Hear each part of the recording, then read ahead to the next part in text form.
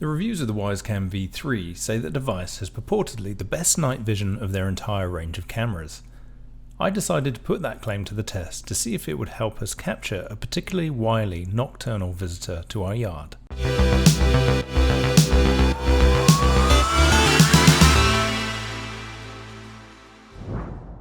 I've been a fan of Wyze Labs and their line of cameras ever since the debut of their original device, the Wyze Cam 1. The very attractive price point of only $20 US, coupled with a nice design, made it feel like the device and its proposed features were just too good to be true. Its relatively inexpensive tag set a level of expectation when compared to my much more expensive Nest and Hikvision cameras. Maybe the quality of the video would make it a poor substitute for higher end options, or maybe it would have limited storage options. However, I was very pleasantly surprised. My first Wyze purchase was actually the Wyze Cam Pan, as I wanted a little more control for using it as a baby monitor at the time. Its articulated camera and auto tracking options proved to be very compelling, and I've been very happy with it after 2 years of use. As a result, I didn't really have an excuse to pick up the new Wyze Cam V3 until I read some of the glowing reviews of the low light performance of the device, and the fact it's also weatherproof and rated for outdoors. It was upon learning those two facts that Project Wildlife Cam was born, but more on that later.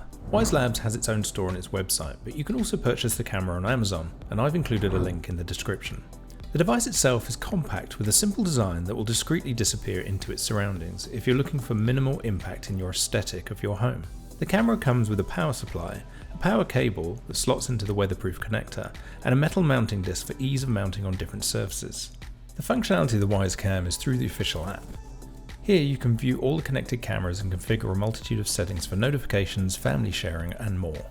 Again, like its older precursors, the Wyze Cam V3 is feature-packed, including an improved speaker to enable two-way communication, and a well thought out and versatile mounting solution that can be adapted to almost any usage. The quality of the video is great, and while some reviewers have bemoaned the lack of 4K, for the purpose of installing a low-cost and functional home monitoring camera, I personally don't think it's necessary. I run a largely Google Nest ecosystem at my house, but you can connect your Wyze Cam account to Google Assistant via the app. I've had a few hiccups trying to connect it, but Wyze Labs customer support is responsive and works hard to resolve issues fast.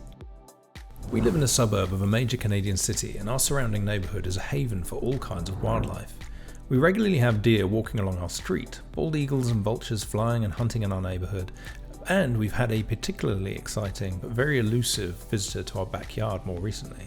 As if taking a leaf from Bigfoot's playbook, our visitor has only been spotted once by me late at night as it escaped from view. Out of the corner of my eye, I saw the tufted bottom of a wild rabbit hopping furiously away into the night to escape. It explained a lot. We'd found some unusual poop in the backyard. It clearly wasn't our dog, but we'd always assumed it was deer somehow squeezing through a gap in the fence. Now, with the Wyze Cam V3 and improved night vision, we had a hope of capturing the rascally rabbit on film, or at least an SD card. The setup is very straightforward. The device requires a connection to your Wi-Fi network. Once that's done, it's recommended to install a micro SD card to be able to save a continuous recording of what the camera sees. You can also sign up for Cam Plus, which is Wyze Labs' version of cloud storage for just $1.99 per camera per month. The free version offers a subset of the overall features, but for Project Wildlife Cam, we needed more than the default 12 seconds of recorded footage. The device comes with various mounting options, enabling you to attach it to any part of your house or exterior areas. Better still, the interface in the app enables you to rotate the feed should you wish to mount the camera upside down. For Project Wildlife Cam, the real focus on this test was the night vision capabilities. The Wyze Cam V3 does come with the option to switch to true night vision in black and white, and the light sensors pick up much more detail in this mode. However, Wyze Labs actually recommend switching the night vision off to enable the color night viewing mode.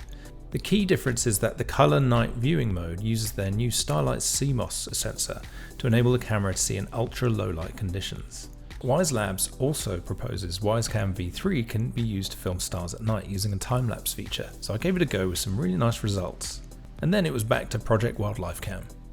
We were hoping for immediate results on night number 1, but sadly our backyard remained wildlife free. In fact, even our local neighbourhood cat failed to make a nocturnal appearance. Thankfully, reviewing the footage was easy thanks to the Wyze Cam's event recordings. It saved scrubbing through hours of footage to find interesting moments, as the app creates a library of highlights based on the settings you choose. Another nice feature is that you can adjust the motion sensitivity and depth of the motion tracking to your own specification. The responsiveness is impressive, and even the smallest movement would trigger an event recording. One example was the camera's ability to pick out a single minute bug flying past the camera. Sadly, the single insect was the only guest appearance on our first night. For night number 2, I decided to move to the front yard with the help of a longer extension cable, and we kept our fingers crossed for better luck spotting something we could capture on camera. We had previously seen rabbits hopping around the driveway, plus we knew there were better odds that we'd record some of the other local wild animals too. Beforehand, while we waited for the sunset when the local wildlife is most active, I decided to see if we can capture one of the hummingbirds that visits our feeder. The Wyze Cam again proved its versatility. The magnetised base was perfect for attaching to our backyard chandelier without the need for screwing more holes into our house. Unfortunately, it seemed the old adage of a watch pot never boils ring true, and after several nights and days, we never managed to capture footage of bunnies or hummingbirds on the camera.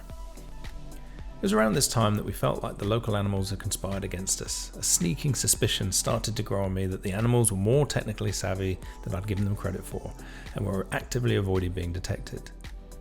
And then, it happened. The first of many neighbourhood deer were captured on camera sauntering past our driveway, picking their way through the gardens on their way to the wooded areas at the end of our road.